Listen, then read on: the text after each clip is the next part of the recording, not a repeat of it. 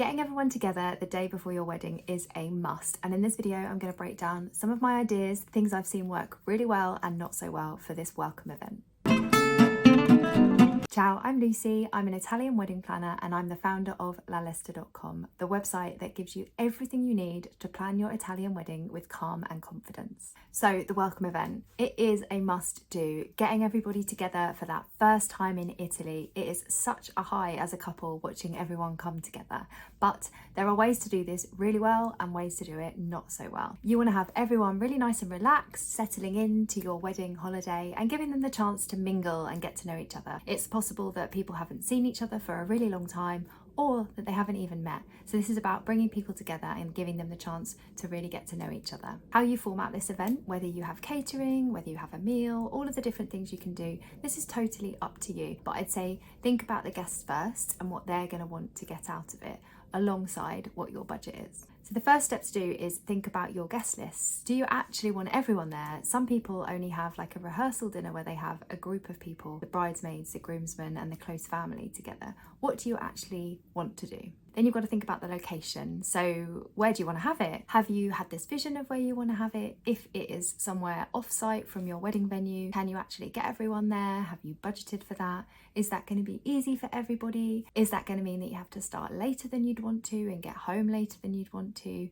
Lots of things to consider. And then you want to think about your budget. What have you got the budget to do? So I will break down some of the costs of these different ideas as I go through them, but they all have quite varying budgets. It's a good idea to set a budget at the start and know that you've got something allocated to these events, but as you go through wedding planning, you may find that you want to take a little bit from these pots because these events are slightly lower priority to your wedding day. So here's my ideas on a range of budgets. The first one is just have some drinks. If you're working on a relatively low budget and you want everybody to come to you at your venue, you could just put on some drinks. You could even buy these yourselves from the supermarket. You may have a bar on site at your hotel or your venue, or you may be able to bring in someone to cater for this. So there are bar companies out there. They come, they bring the bar, they bring all the drinks, and they do a 3-hour or 4-hour service for your bar.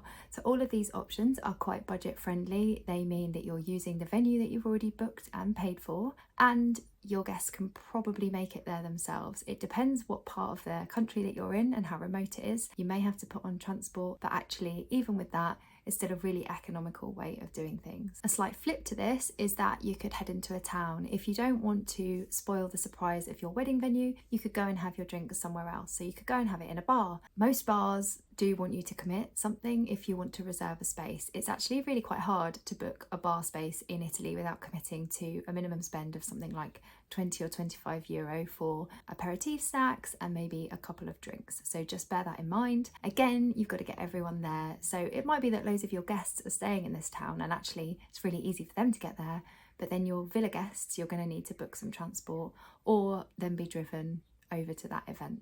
If this is just going to be drinks, you need to think about the timings of this event because you want it to finish at a time where people can go and still grab dinner. You might want to encourage them beforehand to make a booking somewhere if they're going to turn up at classic Italian time for dinner, which is a little bit later, and just make it clear everyone knows what they're doing. So just communicate it really well that it's just drinks, there might be some nibbles, but that dinner will be required and that's on them. Second thing you could do is a wine tasting. So lots of venues have their own wine. So you could arrange something where guests come and have some of the wine that the venue has on offer. You might even learn a little bit about the venue and the wine, and it's a really nice way to introduce everyone to your venue. They actually get to know it and the history of it, which makes it actually really impactful the next day. There's loads of different costs for wine tasting. They usually start at as low as 15 euros. So again, it can be a really economical way of welcoming your guests, a really nice way for them to mingle. There's no commitment. You're not kind of sitting down at a long table. You're not kind of just with a few people. You're able to work around and talk to everybody, and that works really well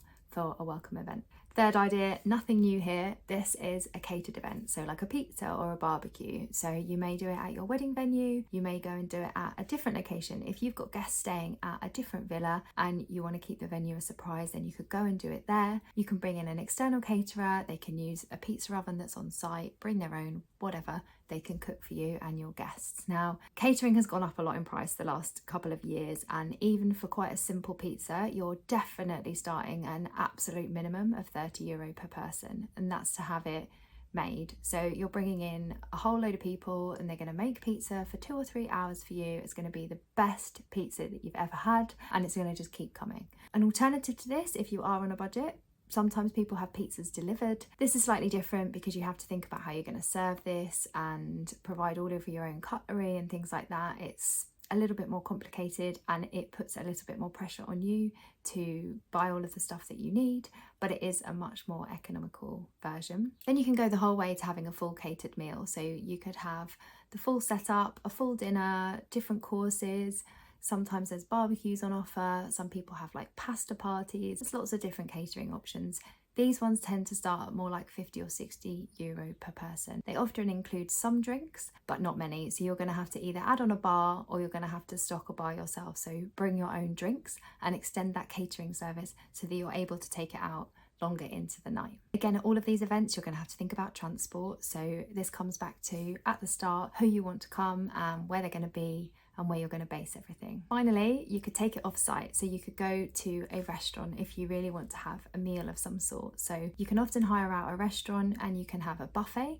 This is another economical way of feeding everybody and giving them the dinner, but not quite as expensive as having a full meal. Or you can go for the full meal. Sometimes there's flexibility to buy your guests a couple of drinks, and then once those are over, it becomes a cash bar and your guests are able to buy their own drinks. If you're having your wedding in Puglia or Sicily or somewhere by the sea, there's loads of amazing lidos around Italy. So these are really nice places to have welcome events. Take everybody and really stun them with that amazing sea view, amazing fish, and just get that party started. And if you're in Amalfi or back on the coast, what about a boat trip? You could do this exact thing. Imagine telling everybody at 6 o'clock the night before your wedding to meet you at a certain point, and you get everyone on a boat and you go on a 1 or 2 hour tour of the local area. The Amalfi Coast would be incredible. Have a few drinks. It's actually not that expensive. When you look at the cost of catering, of bringing everybody together, if you had 80 people and you did a catered event that's 50 or 60 euro per person, you could definitely spend that same budget on hiring a whole yacht. I go into lots more detail about this and how to make sure your events around your wedding are not only incredible but completely unique to you in my membership, the club. In the club, you have access to a platform of videos that gives you so much information and advice on how to plan Italian weddings. I've been a planner for 8 years and I've learned so much that I want to tell you, but I can't do it all here on YouTube. So head over to the club and see what we've got going on over there. I also meet my couples every 2 weeks and we talk about the live situations that they're in. I give them up-to-date advice and we tackle any problems that they're facing. Thanks for being here today. If you liked this, give us a like, a comment or a subscribe, and it will help me reach many more couples that are planning their Italian wedding. Thank you. I'll see you next time.